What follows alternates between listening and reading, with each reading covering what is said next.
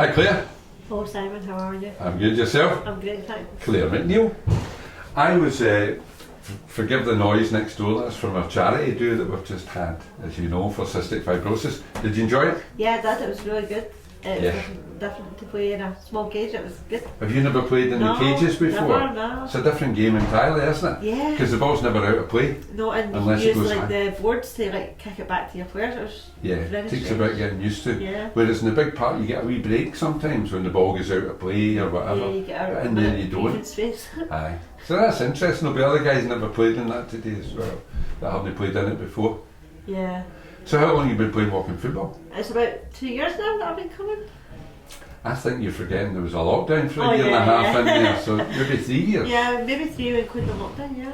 And that was at Bellahouston I first met you, Yeah, at a Bellahouston session on a Saturday. Tuesday. How did you hear about it, Claire?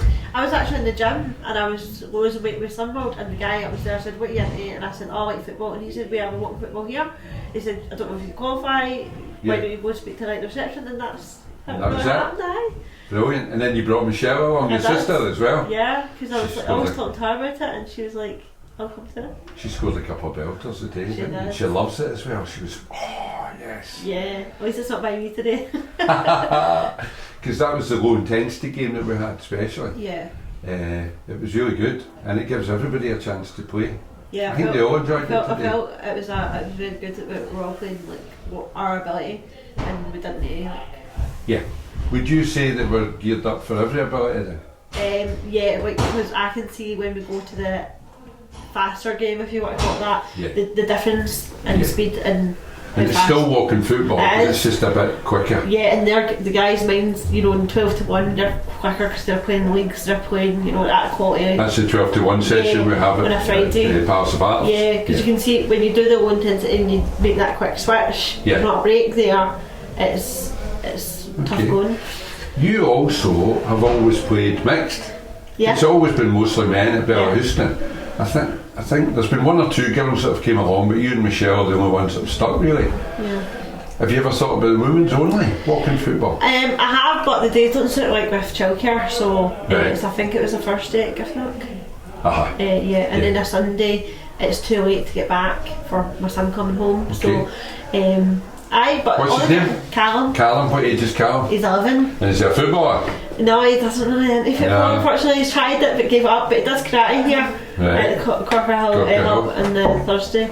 So you go and watch, your son goes and watches you playing football. That's quite unusual, isn't it? Yeah. It's usually the mothers that are at the side watching their sons playing football. Yeah, it's very strange, and it's dead weird for me because obviously normally I'm pitch side first aider for a football team, so being on the park Right. is so different. What's the pitch side first aid? I didn't know about this. I've been with St Anthony's for the last 5 weeks. We play with St Anne's I on know, a a Tuesday night. Yeah, I've been coming along to watch because some of the guys. That's why you were there the other night. Yeah, some of the committee So I guys. saw you with Callum Yeah. and the dog. Yeah, And some I of the said to committee you, tie guys. the two up and come and have a game. Some of the committee guys are playing with you, so on a Tuesday, so Yes. I see that, you're in circles. it does. So what are you doing with them? You're the first aider at match days? Yes, Wow. So this is my first junior club. I was always amateur before this. Right. 6 years. Did you hear what happened yesterday at the Pollock game? We were at the Pollock game against Auchinleck Talbot yesterday. It finished up 3 each. Okay. But Pollock had 3 players sent off. Oof. So they played the last 15-20 minutes with 8 men and held out for a 3-all draw. They were 3-2 up when the third man gets sent off. But the middle sending off, the second guy to get sent off, what happened was the physio came on. And it was a female physio that Pollock have, I don't know her name. But she came on and she was attending to the goalie. And somebody in the crowd shouted abuse at her. And the Pollock centre half said to him, "Beat it you," and swore at him. And told him to shut up, and the referee sent off the Pollock centre half. It's a terrible one. Yeah. Sure. So you better get ready for that if you're stepping up to junior. The crowd are very close. It's dead weird because like before I didn't have fans, No. and people know your name and you're booed. Like when you go on Yeah. a few weeks ago, guys are coming over to me, "Hurry up, missus, get off the park," and you're like, Who are you? They didn't punch him, did you? "No, not yet. I would end up handling to that for Sunday to keep my cool." At these grounds that you're going to be at, like Pollock yesterday, the fans are right next to you. Yeah. So it's very personal, and they will get personal because they're trying to get a reaction from you. So you need to be prepared for that, and they'll shout and swear, and the referee can't book them.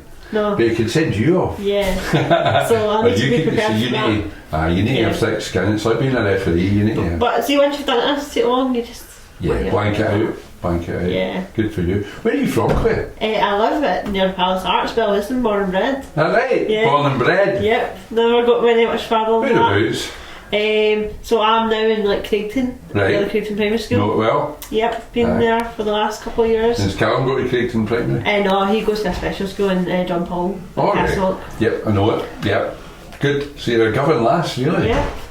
I knew that anyway, just looking at you. So you need to be especially careful when you're getting abuse from the sidelines. Because governed lasses don't really take too well to that kind of thing. And it's not far from the ground, is it? So like. Aye, that's true. And what team do you support?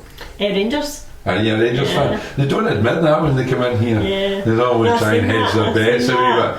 We've had quite a few different players though, over, like, haven't we? We've got a few quite. Aye, well, so they say. Yeah. A few new Pollock fans as well. Yeah. So did you know anything about cystic fibrosis before today? No, I didn't, and then I got chatting to a great few folk when we were having like tea and stuff, and it's great to hear some stories like of people in their battles and what they're going through. And it's good to talk, isn't it? And you realise that you're lucky in a lot of respects as well. We've all got stuff like that going on behind the scenes that you never hear about. Yeah, we are so lucky. Like everyone has a story, even away from survivors. Even at walking football, you know, there's guys there with Parkinson's, dementia, all sorts of things, and you never know about it. And that's right. Mental health issues as well. You wouldn't know unless you have these conversations with people.